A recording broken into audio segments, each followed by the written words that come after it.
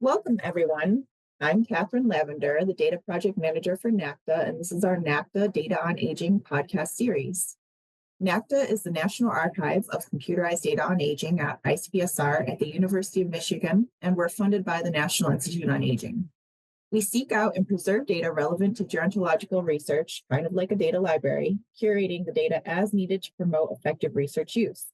And we share the data with the research community at no cost. We are proud to say that we are one of the largest libraries of data on aging in the United States, offering opportunities for secondary analysis on major issues of scientific and policy relevance.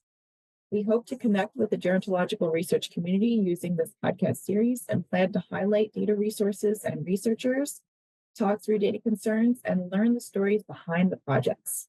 You can find out more about NACDA and ICPSR by visiting nacda-aging.org. And today, our guest is Dr. Peter Lichtenberg, and we are going to be talking about the wallet study a little bit. Dr. Lichtenberg, he is a distinguished professor of psychology and gerontology at Wayne State University. His research focus is on elements of financial capacity, managing finances, making informed financial decisions, and avoiding financial exploitation. And he's currently working on piloting a financial exploitation prevention project and writing up papers from the wallet study, which stands for Wealth Accumulations and Later-life Losses in Early Cognitive Transitions. The overall goal of the wallet project was to create a new real-world financial management test from older individuals' bank records and examine the older adults' wealth loss, financial decision-making, and vulnerability to financial exploitation.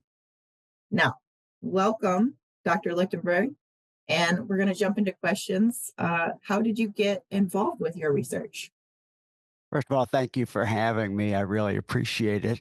And, across my 38 years as a professional clinical geropsychologist, I've been involved in both clinically and research-wise assessment issues and assessment of capacity, particularly across different types of capacity. But about 20 years ago, I really became involved in financial capacity. And I kind of realized that the types of instruments that I needed to answer that question about financial capacity didn't exist. So we created some new person centered financial decision making tools. And that led us to really more explorations of financial exploitation as well as financial decision making vulnerability. And then I came up with the idea of, you know what? How about real world personal financial behaviors, and can we learn from that? And that's how the wallet study sort of was born. Great. Thank you so much. Yeah, that's such an important topic. I mean, everyone is a little bit susceptible to financial exploitation, but the older populations especially are, and this can be, I would guess, due to a lot of reasons. There's, you know, a little bit of maybe not the most up to date on technology or, current, I don't know, mechanisms of things. But also a little bit of loneliness, maybe, factors into that. But yeah, why don't you talk a little bit about the central objectives of your recent work? Yeah. So with the wallet study, we really are looking at that intersection of decision making, exploitation, vulnerability, managing finances, and some of the outcomes, excess spending, and actual experiences of being scammed. So we just have a paper that just was accepted about that. Um, with the wallet study, we collected 12 months of people's checking accounts. We analyzed those statements, and then we interviewed folks, and we had two different sessions with them. One was more on background and getting different measures, including measures of social support or loneliness, as you talk about, as well as cognition, psychological factors. And the other was really interviewing them about what we saw in the accounts, making sure that we were accurate in what we were seeing, making sure we got complete information, giving feedback where it was wanted, and also administering our person-centered financial decision-making scale. And our goals were, can we get a new inventory of high risk financial, personal finance behaviors that really might indicate people getting in trouble? Does this intersect with early memory loss? Are people with early memory loss a little bit more at risk? And does that relate to their vulnerabilities, such as mental health or loneliness or other kinds of financial vulnerabilities? And so 150 people agreed to work with us, and that's our data set. Right.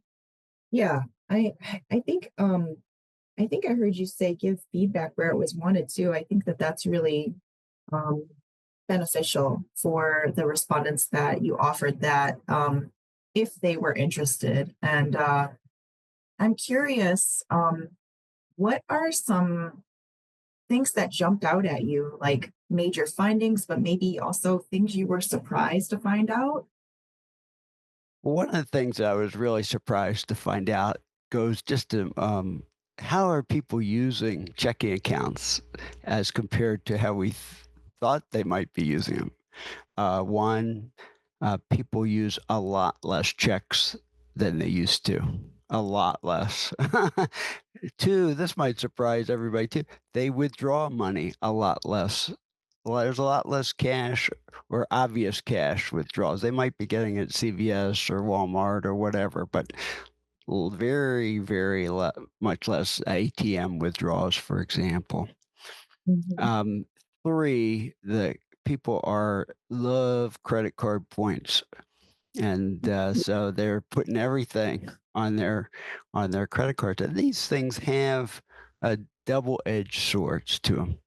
One way they're great, it's really convenient, and especially if you do automatic payment, you're not worried about late payments or whatever.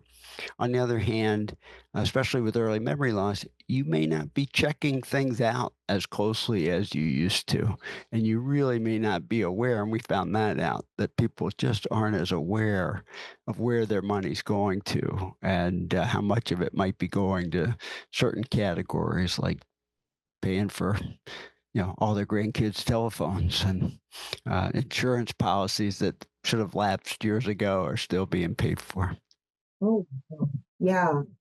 Yeah, actually, all of what you said makes sense to me, just based on what I know about, people around me and their spending habits and the points, the credit card points thing. Yes, that's a big deal. Um, and then also, I wonder, I mean, I would guess that especially since COVID, the amount of physical cash in hand has decreased even more, like at an exponential rate than before the pandemic. I think that's absolutely true, Catherine. Absolutely. I know myself. I mean, the Yeah. amount of cash that I use now is just almost nothing compared to what I used to use. And I think we saw this in people's checking accounts. And a lot of our data collection was during COVID. So, Yeah, yeah. That's interesting. And then, the thing about not paying attention to what kind of activity might be happening on your account, it can be hard to keep up with all the different passwords that are required, and then, two-step authentication, and then just making it a regular habit to check. And yeah, it's really sad that, you know, we are susceptible to fraud because of convenience, um, but yeah, that is reality. So how about could you talk about some of the challenges of the research process for you with this work? sure. So, the biggest challenge, of course, was convincing our funders that we could actually do this. Yeah. Our Foundation on Aging and the National Institute on Aging, the program officers for both those funding agencies said to me, "Well, Peter, I don't really think you can accomplish this. Nobody's going to give you their checking statements for 12 months." And I said, "Well, you might be right, but I've been out in the community for almost 30 years. If anybody could get people to give them their checking, it's going to be me, and we're going to get valuable information." And the truth of the matter is, once we started to explain what we were doing, people were interested in participating. Of course, not everybody, but people were. And once they started the process, almost all of them finished. And it was a lot of work on their part. They had to get 12 months of their checking statements to us and so forth. Um, and why was that? Because they really wanted to know kind of how they were doing. They wanted to check in. They wanted to kind of have a review, and they wanted to learn more about what impacts financial behaviors. And it's so interesting how just the sense of vulnerability across a lot of different aspects of finances really impacts that. And that early memory loss goes along with that sense of vulnerability. And so these are kind of under the radar type of things. You wouldn't, unless asked, people wouldn't tell you, oh, I'm feeling financially vulnerable or, so forth. And what we learned was those vulnerabilities predicted uh, excess spending. So spending beyond what they had kind of budgeted their all of their monies that were going to come to them for, and also financial exploitation, being scammed.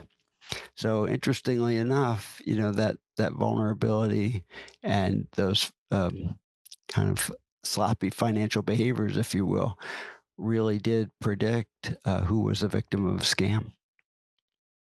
Yeah.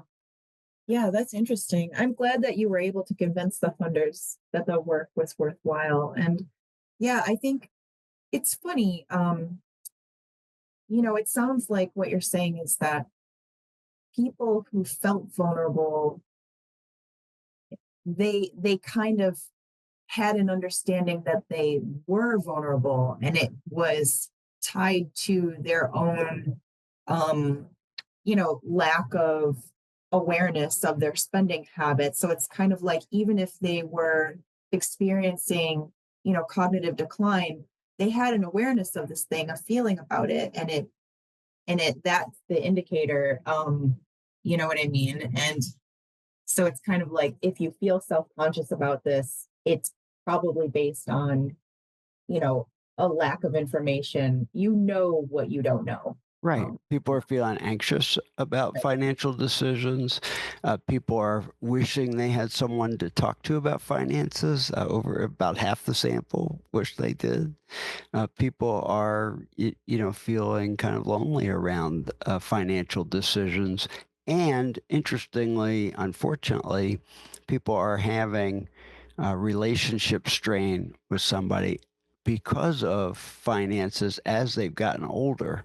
And so all these things, and retirement is a time of huge financial change. It's a different way. You're getting money in a different fashion. It's it's a different way of spending. It's a different way of thinking about it. So there's a lot that goes into it.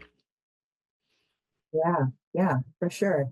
Um, just kind of jumping off this point, I'm going to ask a question I wasn't thinking about before, when we planned for this. But what what is a top recommendation that you would give to someone, who's older and, needs to talk to someone about their finances, like, or like maybe to family members looking to help their older family members with these kinds of things? Is there any advice that you would like to put out there? Yeah, absolutely. And this is part of our financial exploitation prevention program. We talk a lot to people about one of our goals is to help them think through who could be a trusted financial advocate. Not who you get along with the best, but who could be a trusted financial advocate. We're very mindful of the fact that we don't just see the world through rosy colored glasses, and you got to be careful about who you trust. However, that kind of trusted relationship and starting to have some financial conversations is what really can save people from being scammed and also from all this excess spending that we were seeing. So we want people to think about that and to get a financial power of attorney of somebody who has the attributes of being honest, of being trustworthy, who's willing to communicate and be in regular touch with an older person about finances without asking for any money themselves. Yeah, sure. That makes sense. Yes, they need advocates. So, what advice would you give to someone trying to use your data or those trying to work with longitudinal aging research? Yeah, I think that for our data, it has a lot of unique personal financial data in there that's really help us understand sort of the way older people are dealing with money and the 21st century now, and as you say, post COVID. So I think it really that data set has a richness to it. It also has a lot of physical and mental health variables in there, and so you can really understand how health and wealth go together and how health and financial behaviors go together, kind of on the ground. We know that the health and retirement study work is brilliant, but it's a 30,000-foot look at changes. And this is kind of, in the people's day to day financial life. And so all of that is in our data set with the NACDA program, and we're thrilled about that. And also kind of early memory loss and how that impacts both other aspects of health and mental health, but also particularly the financial aspects and financial decision making and financial exploitation vulnerability. In terms of longitudinal research, I'm not a great statistician myself, not at all. Um, but I would encourage people to work with really good statistician. Longitudinal research is so important in terms of understanding changes.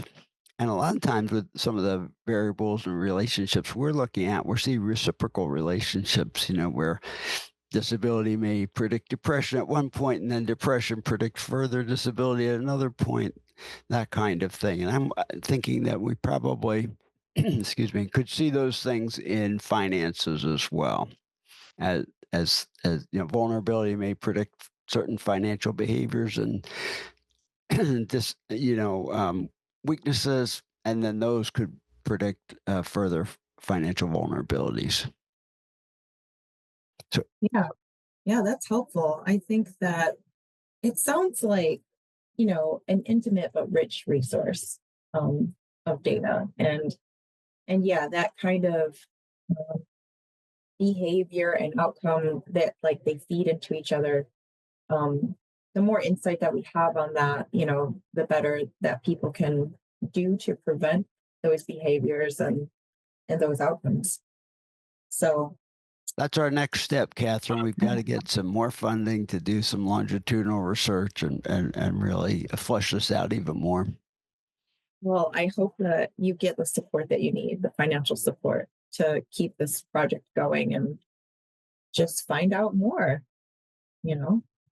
And it sounds like the people who are involved are learning from it as well. So it's really that's benefiting the research community, but it's also benefiting, the targeted community of that content, Absolutely. We're part of our core values is really to this research has to be translatable. And we send all of our papers and all of our posters to our participants.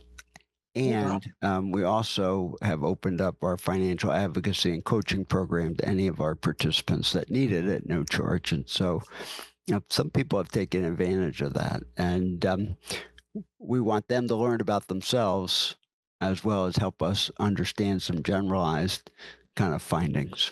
That's excellent. I think that's true data sharing right there. Is making sure you're serving, you know, um, the general research community, but I would say more importantly, the people that it directly affects. There's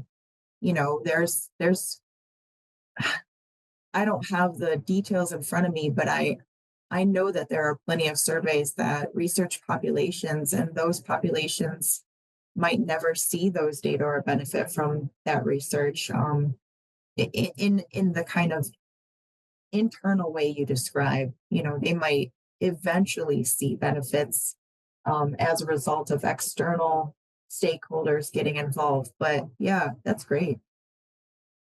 We like doing that. We really care about the older individual as well Yeah, as the body of research. sure. So, what would you say excites you about being a researcher now? Well, I love the kind of work that we're doing because it not only produces knowledge, but it can be translated, as we say, into people's lives and into new kinds of practices. It was about 15 years ago that I said, the types of scales that are out there really don't do it for me. And I want to know if we can analyze actual decisions that people are making. And from that, we've asked so many questions, and our research has broadened into financial exploitation, into financial management, into how early memory loss impacts all of these things. So I'm very much excited about future questions that we're asking, and future translation that we can incur. Sure.